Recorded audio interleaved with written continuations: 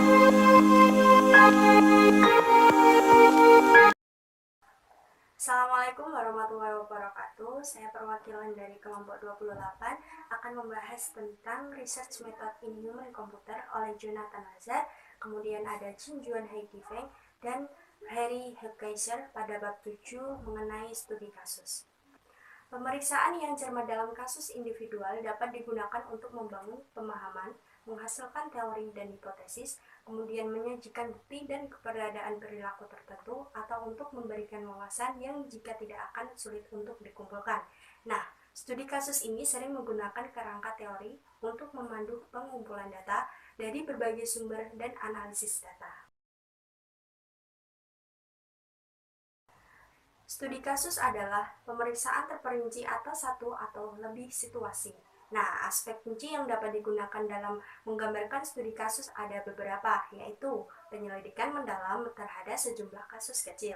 Yang kedua, pemeriksaan dalam konteks. Kemudian yang ketiga, berbagai sumber data. Keempat, penekanan pada data dan analisis kuantitatif. Studi kegunaan berbasis lab ini memiliki peran besar untuk dimainkan dalam penelitian interaksi manusia-komputer. Nah, tidak seperti percobaan berbasis laboratorium. Studi kasus ini fokus pada pengamatan fenomena dalam konteks yang bermakna yang berada di luar kendali penyelidik. Peneliti juga dapat menggunakan studi kasus ini untuk mengembangkan pemahaman yang terperinci tentang teknik interaksi dan mengatasi strategi pemahaman yang mungkin saja sulit untuk dikembangkan melalui studi kegunaan.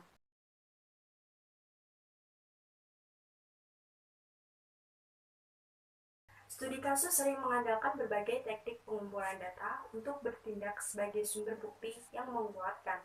Nah, dalam Shinohara dan Tenenberg ada 3 jenis biografi teknologi yang digunakan. Yang pertama yaitu demonstrasi perangkat. Yang kedua, refleksi pada ingatan akan penggunaan awal dan reaksi terhadap perangkat. Yang ketiga, angan-angan tentang inovasi dan teknologi. Nah, 3 pendekatan terhadap biografi teknologi ini memberikan peluang untuk mengumpulkan wawasan yang mungkin sulit diperoleh hanya dengan menggunakan satu metode saja. Kemudian, studi kasus ini sering menggunakan banyak sumber data, dokumen, arsip data, observasi langsung, dan observasi partisipan hanyalah beberapa kemungkinan saja. Yang keempat, tujuan studi kasus interaksi manusia-komputer. Bagian eksplorasi, yaitu memahami masalah atau situasi baru seringkali dengan harapan menginformasikan desain baru. Maksudnya adalah mengembangkan model yang dapat digunakan untuk memahami konteks penggunaan teknologi itu sendiri. Kemudian mendokumentasikan sistem, konteks penggunaan teknologi atau proses yang mengarah pada desain yang diusulkan. Bagian demonstrasinya yaitu menunjukkan bagaimana alat baru itu berhasil digunakan. Untuk studi kasus alat yang digunakan dapat memberikan pemahaman tentang penggunaan dan hasil. Nah, pemeriksaan penggunaan alat untuk meramban koleksi foto pada perangkat ponsel memberikan contoh studi penjelasan, yaitu misalnya wawancara mendalam dengan 9 pengguna memberikan substansial tentang bagaimana alat itu digunakan dan bagaimana desain spesifik mungkin melibatkan pengguna. Gambarannya seperti berikut. Dalam beberapa kasus, khususnya yang melibatkan metodologi desain baru, proses di balik desain mungkin menjadi fokus dari studi kasus itu sendiri. Secara umum, studi kasus ini, yaitu studi kasus tunggal, menggambarkan masalah, langkah-langkah yang diambil untuk memahami rincian desain agennya, dan pelajaran apa yang dipetik. Bagian demonstrasi ini biasanya lebih pendek dan kurang mendalam daripada studi kasus deskriptif. Kemudian demonstrasi ini sering ditemukan di makalah yang menggambarkan desain baru. Studi kasus demonstrasi dapat memainkan peran penting dalam menggambarkan keberhasilan desain atau alat baru, terutama pada studi pengguna terkontrol, tidak sesuai, atau tidak praktis. Studi kasus demonstrasi juga dapat sesuai dalam kasus-kasus di mana ruang lingkup yang luas dari antarmuka dapat menghalangi penggunaan studi terkontrol. Studi kasus demonstrasi itu juga merupakan cenderung terhadap mengikuti pola umum yang ada. Laporan umumnya dimulai dengan pengenalan peserta dan konteks penggunaannya. Unsur-unsur lainnya yaitu sering digunakan dan ditemukan dalam laporan termasuk deskripsi tentang bagaimana peserta menggunakan sistem, masalah yang mereka hadapi, kekuatan desain sistem, dan diskusi tentang tanggapan subjektif. Yang kelima, jenis studi kasus. Ada beberapa jenis studi kasus. Yang pertama, intrinsik dan instrumental. Intrinsik sendiri adalah merupakan studi kasus yang digunakan untuk menjelaskan kasus tertentu saja, berbeda dengan instrumental, yaitu studi kasus yang berupaya mengembangkan pemahaman yang lebih luas. Kemudian yang kedua ada kasus tunggal dan kasus ganda. Untuk menentukan kasus tunggal atau ganda, sasaran penelitian merupakan hal yang perlu dipertimbangkan. Kasus tunggal ini merupakan kasus yang tepat dalam menggunakan studi kasus, karena studi kasus ini tidak memakan biaya keuangan dan sumber daya manusia. Dan karena pekerjaannya yang padat seperti membutuhkan upaya ekstensif untuk mempersiapkan, kemudian untuk pengumpulan data, dan analisis. Nah, hal ini mungkin akan membuat tidak menemukannya waktu untuk menambahkan kasus-kasus yang lain atau semacam studi kasus ganda. Yang ketiga, berdiri atau holistik. Berdiri atau holistik. Yang pertama, berdiri atau tertanam. Studi kasus ini dimasukkannya beberapa unit analisis dalam satu kasus tunggal. Berbeda dengan holistik, studi kasus holistik ini hanya membahas satu unit analisis dalam setiap kasus. Bagian 6. Pertanyaan penelitian dan hipotesis. Ada beberapa komponen desain studi kasus, yaitu ada pertanyaan, hipotesis atau proposisi, unit analisis, rencana analisis data. Setelah menentukan pertanyaan dan hipotesis, selanjutnya dapat beralih ke jenis studi kasus, kemudian pengumpulan data dan analisis data. Bagian 7, memilih kasus. Adapun beberapa strategi untuk pemilihan kasus itu sendiri. Yang pertama yaitu pemilihan individu, organisasi, kelompok dengan cermat. Pemilihan ini sangatlah penting. Kemudian yang kedua yaitu peneliti harus berusaha memaksimalkan kenyamanan bekerja sama dengan klien. Yang ketiga, pertimbangan lebih lanjut dalam pilihan kasus yang ditentukan oleh peneliti yang akan didorong oleh rincian desain penelitian. Yang keempat, mencari kasus yang paling atau paling tidak mungkin menunjukkan perilaku yang peneliti sedang selidiki.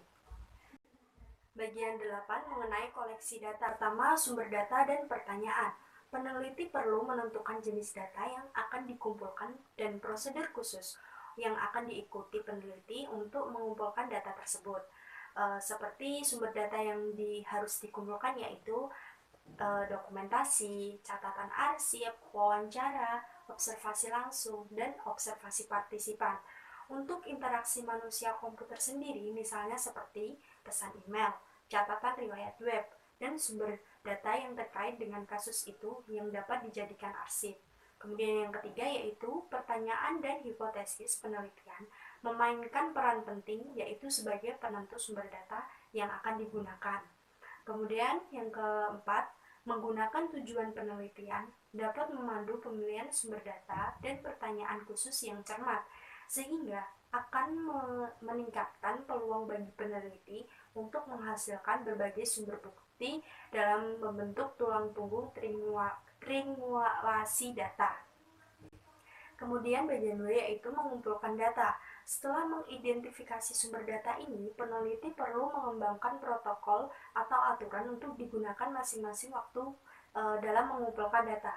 Nah, protokol ini harus mencakup garis besar laporan yang akan menjadikan salah satu produk dari studi kasus itu sendiri. Membuat laporan ini dapat dilakukan sebelum mengumpulkan data. Bagian 9, analisis dan interpretasi. Data kualitatif adalah komponen kunci dari penelitian studi kasus. Pada data ini akan menggunakan banyak teknik dan strategi, yaitu mengumpulkan data. Kemudian yang kedua, merencanakan analisis data. Nah, eksperimen kuantitatif terkontrol ini menggunakan sejumlah besar peserta untuk menghasilkan hasil yang signifikan secara statistik. Studi kasus bergantung pada beberapa sampel yang mungkin istimewa. Triangulasi, dokumentasi rantai bukti, dan pertimbangan teori saingan merupakan alat yang tepat untuk analisis studi kasus. Nah, intinya yaitu untuk memfasilitasi pemahaman tentang perbedaan dan persamaan di antara elemen-elemen individual. Banyaknya sumber data ini digunakan untuk dalam penelitian studi kasus dan dapat mendukung triangulasi sumber data. Nah, menggunakan data artefak, wawancara, dan observasi bersama-sama untuk memberikan interpretasi yang konsisten dari aspek-aspek tertentu, yaitu dari kasus yang sedang diperiksa, maka akan memiliki argumen yang kuat dan yang mendukung validitas interpretasi. Meskipun studi kasus mungkin sangat bergantung pada data kualitatif, data kuantitatif sering sangat penting. Sebuah studi game online masif, multi pemain dan banyak pemain menggunakan analisis kuantitatif untuk menjawab pertanyaan yang belum terselesaikan dalam analisis kualitatif. Nah, dengan menentukan ukuran kegiatan seperti ini yaitu berupa jumlah, frekuensi, dan lama kunjungan ke tempat-tempat sosial, para peneliti dapat melakukan analisis kuantitatif yang memberikan deskripsi yang lebih kaya dari dinamika interaksi daripada yang mungkin terjadi dengan data kualitatif itu sendiri. Menulis studi, mendokumentasikan studi kasus dapat menjadi tantangan. Harus membuat teori, data, metodologi, langkah analitik, dan model sejelas mungkin.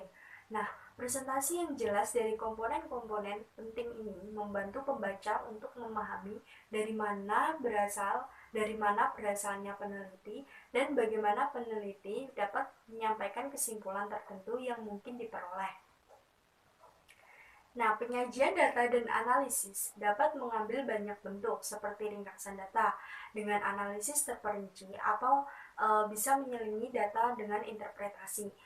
Dari data studi kasus biasanya disajikan dalam satu dari dua bentuk, baik secara tematis atau secara kronologis.